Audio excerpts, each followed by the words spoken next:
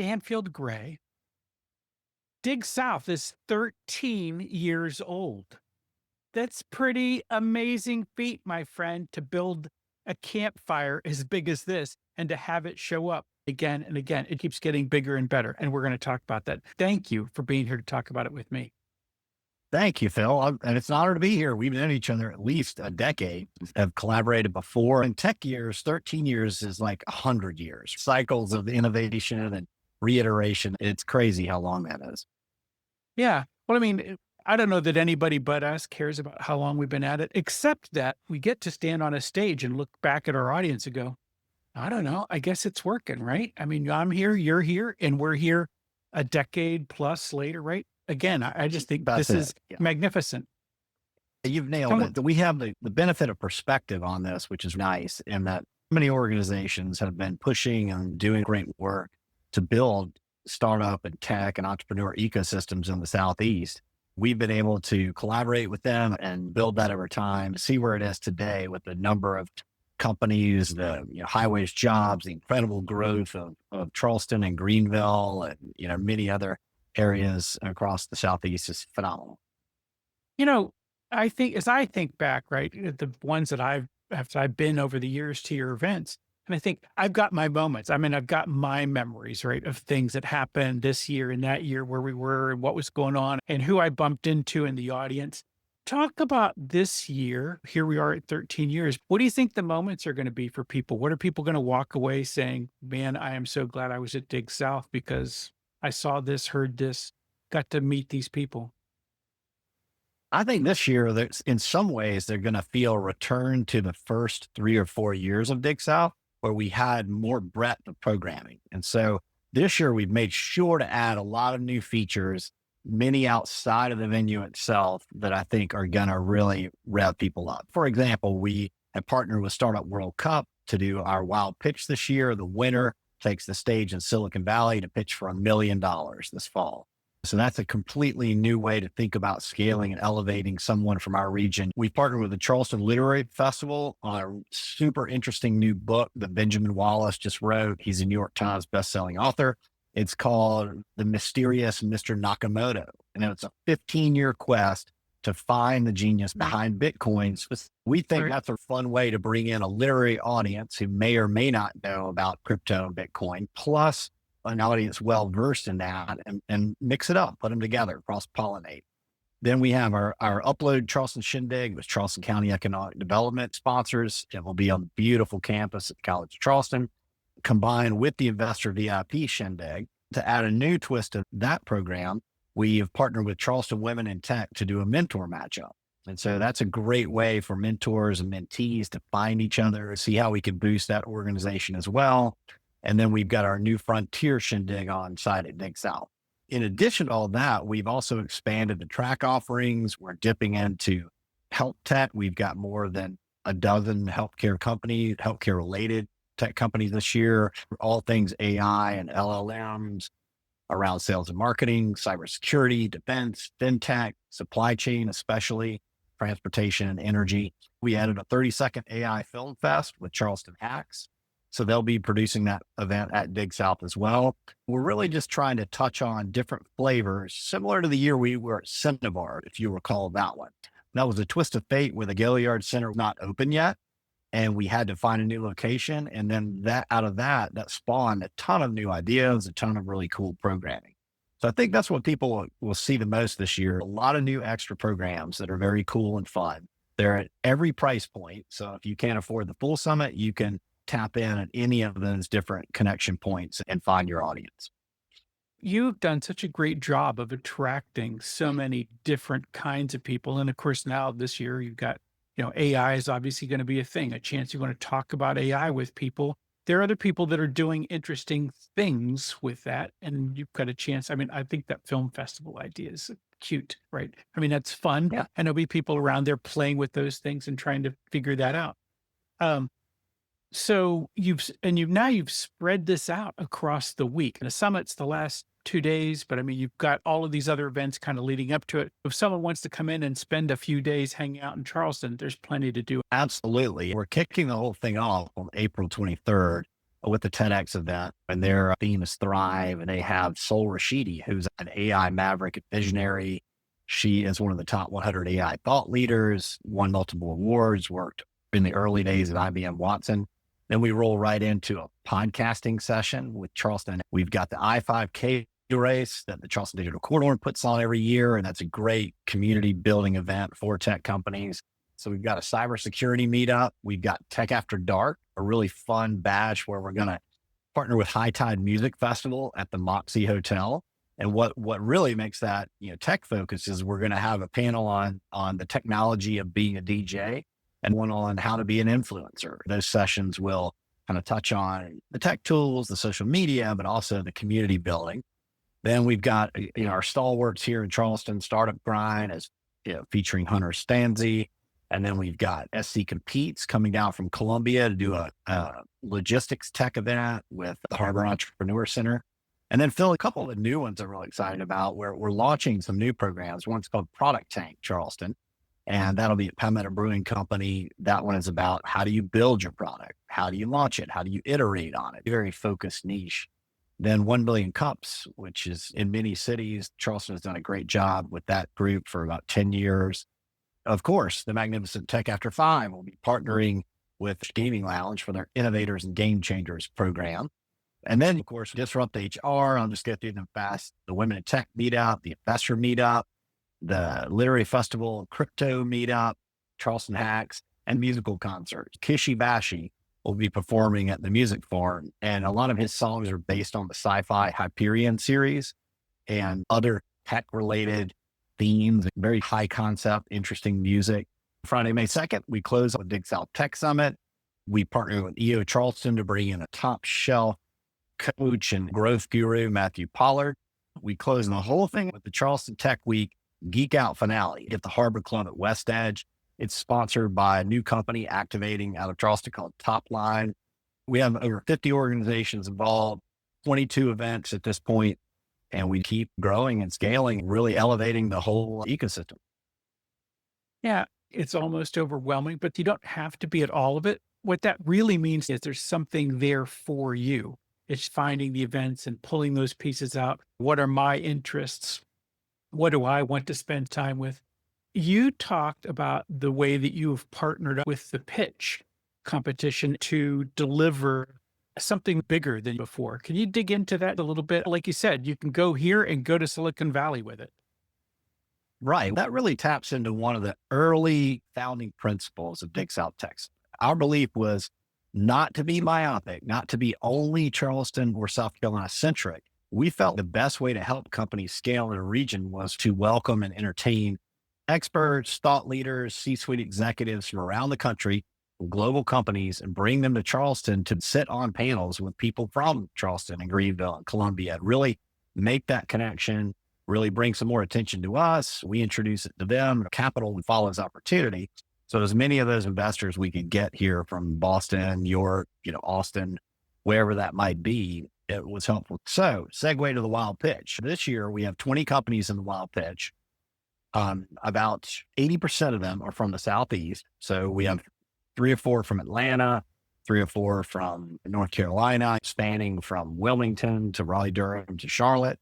Then we have 2 based in Charleston, a couple more around the state.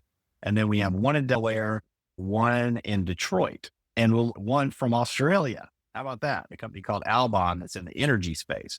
That supports our broader mission of connecting those startups to see how they might cross-pollinate.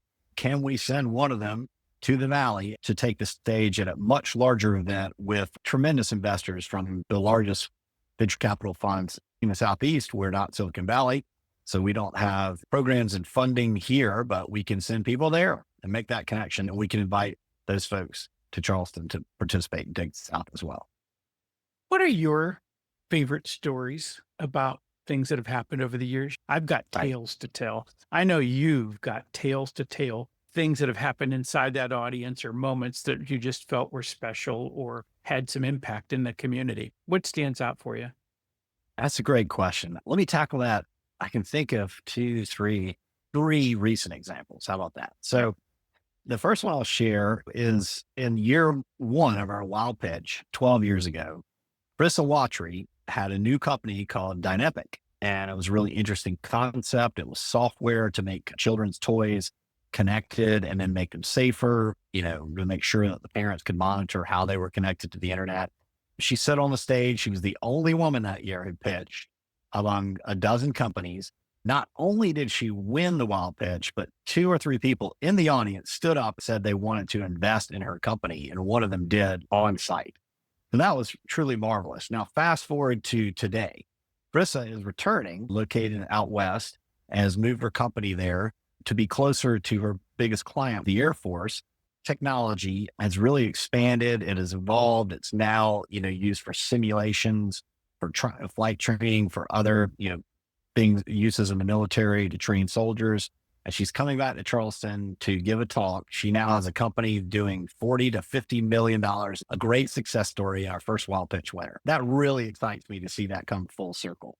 Another one I'll share is, the great Gary Vaynerchuk, of course, who everybody knows as the man who rants and raves, stomps around stage, as a marketing guru in the true sense, and a survivor, has written many, many books and had many successful businesses. We've had him twice to excel.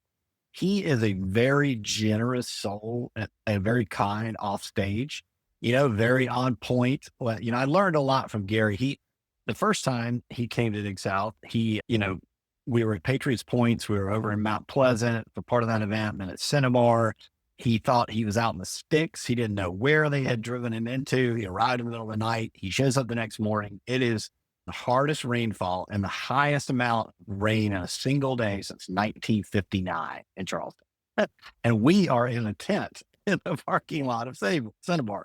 He jumps up there, literally soaking wet, just to get over to the tent, gives a fantastic keynote, takes a million questions to the audience, makes some crazy jokes about it, but never really complains, and takes off. And I think, wow, he had a really terrible experience. We'll probably never see Gary again. Fast forward the next year, he wants to come back. He has a new book out. We're over at the Gilliard, much bigger venue, more posh, that sort of thing. Gary's prepared. We've got his books on site. We're ready. His plane is canceled, his connecting plane in Atlanta. He has to rent a car, drive all night from Atlanta to Charleston, no sleep, comes to the venue and kills it. Gives another phenomenal keynote. Then he sits down and does the book signing, 50, 75 people deep, and treats every single person like they're his best friend. As long as they want to stay at the table, no one's rushed. They can ask questions. Just seeing a pro at that level and what it takes for him to go out and do that.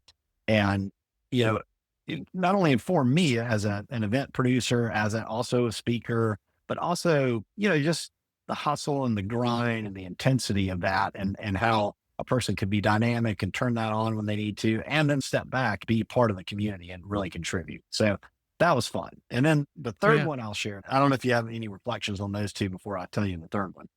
I was sitting in the front row for Gary Vaynerchuk that day it rained. I remember the first words that came out of his mouth, and I thought, wow, this guy can make a statement to this room. Everything you said was absolutely true. He was so personable. He stopped and took pictures, and and if you were a fanboy, he treated you with grace, and he was really nice in all of that. But that was quite an event, and I remember that well. Yeah. Yeah, it was really fantastic. And then, Yeah. but the third one just happened last week. A guy calls me from Greenville, and he's, pretty excited. He's got a marketing agency, an ad firm, and he wants to tell me this story because he sees Dig South is coming up. He said he was a student 12 years ago at the College of Charleston. He thought he was going to be a dentist, but he wasn't excited about it. His father was a dentist. I mean, he had a practice he can inherit, but it just didn't really set him on fire. And so Dave Wyman, who's a faculty member there and is a big Dig South supporter, suggested that he go to this Dig South thing and check it out. And Dave had extra tickets and gave him a ticket. So he came not only to the conference and the peripheral events. We had a thing called a spacewalk where he hopped around to 3 or 4 ad marketing agencies that were supporting us that year. He went to Blue Ion last, and he said that they had a bar going. They had great music. They were playing the Big Lebowski on the TV, showing the film. And he thought, this is what I want to do after talking to those guys and getting energized for it. Fast forward to today, 12 years later, he's got a very successful marketing and ad agency. He just wanted to call and tell me that, come down and participate in Dig South. But according to him, it changed his life or helped alter his trajectory to where he is now a happy guy, not sucking spit out of people's mouths as a dentist. I love it. I love it. That's the thing, right? And this is why I do what I do. I'm glad it's part of what you're doing, is the fact that we're people, we just build a campfire. So we always think about it. We build a campfire, people show up and they change their lives. None of us are taking credit for that. We are so glad that we could be part of the event that brought people together. This is one of the reasons I would encourage anybody who can come, you can figure out, and now I think you've made this as easy as it's ever been. But if you're thinking you'd like to come down and just run into some extraordinary opportunities, that's what I see Dig South does. It's an extraordinary opportunity because it only happens once a year. It only happens in Charleston. It is kind of a unique thing to bring yourself into a space where everybody's saying, I don't know, I just came here to see what might happen. What might happen. That's exactly right. I get so excited about the event and sometimes I have to remind myself I am the executive producer of this and need to focus on hosting and what we're doing here because I'm just enjoying the moment and hearing the stories and those connection points, like you're saying. And then, to have the incredible support of the Charleston Regional Development Alliance and Charleston County Economic Development and all of our sponsors from Pixel and Topline. It's really nice that they believe in it. It's encouraging that they still want to come back and be supportive of it. And then, you found your tribe. We call it the South Tech Tribe. So it's cool like that. And to your campfire analogy, that's something I've blogged and written about. The first two events I hosted were in my backyard. I lived out in the county in Spartanburg in high school.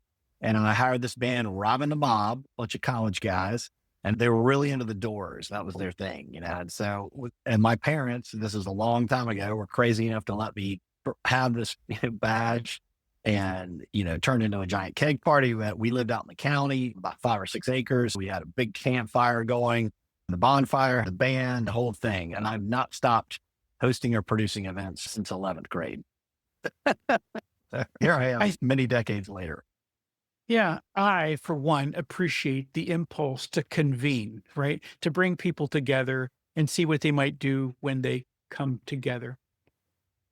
May I ask you one last thing? Because I think you must think about this now. This is not prepped. I didn't prep you for this, but I think at this moment in time, we went into COVID and we went to the lockdown and everything kind of went away. And people were concerned. And now it's a few years behind us.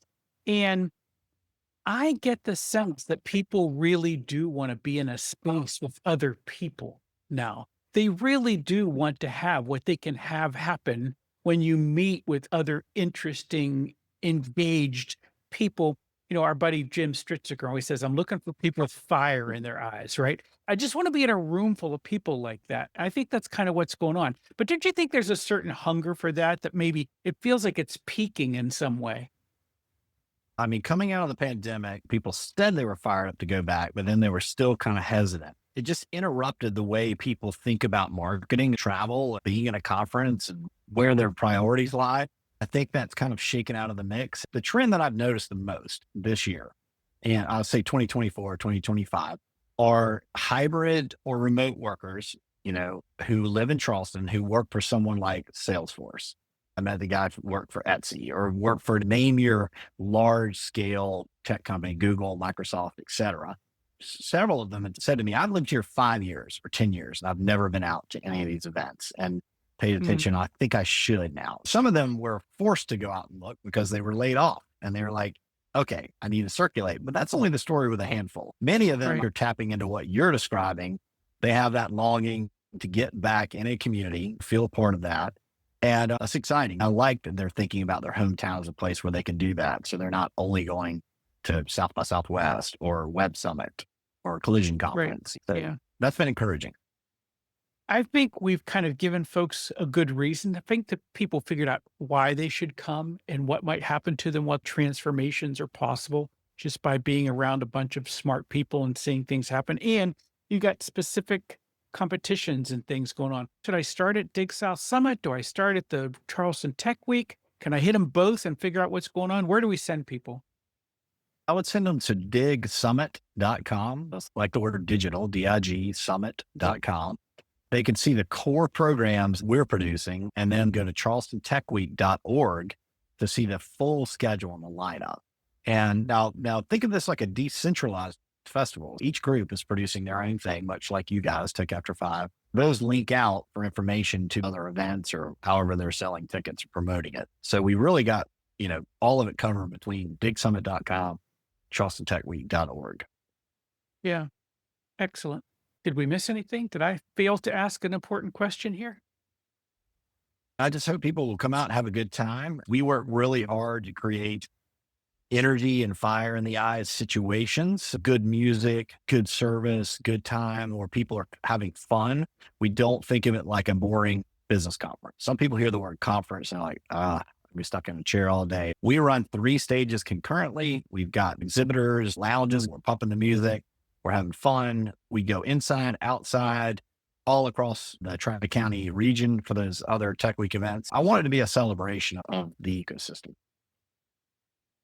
Yeah.